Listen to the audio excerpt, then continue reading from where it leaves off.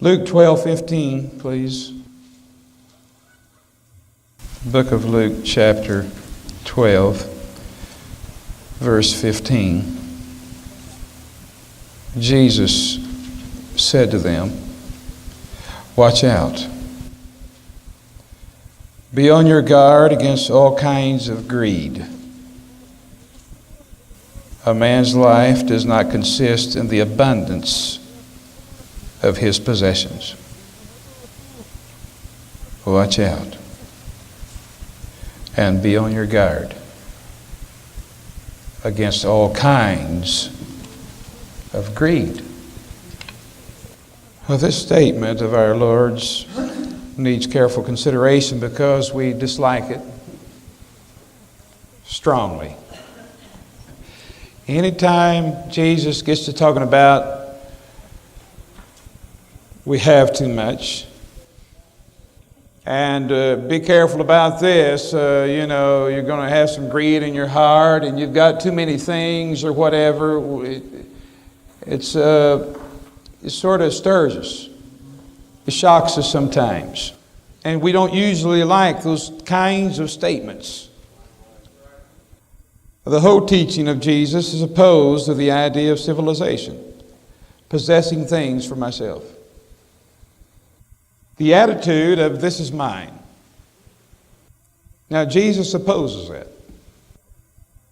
You say, well, dear Lord, what am I working so hard for then? I mean, some of you are trying to kill yourselves to gain more, to get more, and to have more. And life is passing you by. And you're in the race with everyone else around you in your neighborhood, trying to stay up with them or trying to stay ahead of them. And Jesus is opposed to the whole idea.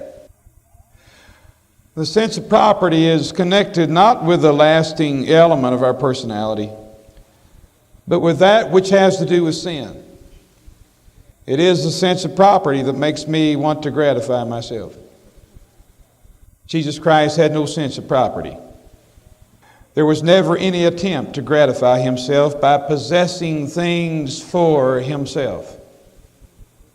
As you well know, remember the scripture when he said, foxes have holes and the birds of the air have nests, but the Son of Man hath nowhere to lay his head. And I know a deeper spiritual interpretation of that scripture, but I also know that truth is written there, and truth is truth, and it's plain before your face that he really did not have a place he could call his own. Most everyone else on the earth does, but Jesus did not have. He came in a barn. He was born in a barn, in a stable, not in a barn, but in a stable, in a cave. He didn't have anything, far as I know, had almost nothing through his entire lifetime, and then grew up and had no home of his own, and was not appreciated by his own brothers and his own household. His own family really didn't know who he was. His entire family. He said, the Son of Man hath not nowhere to lay his head.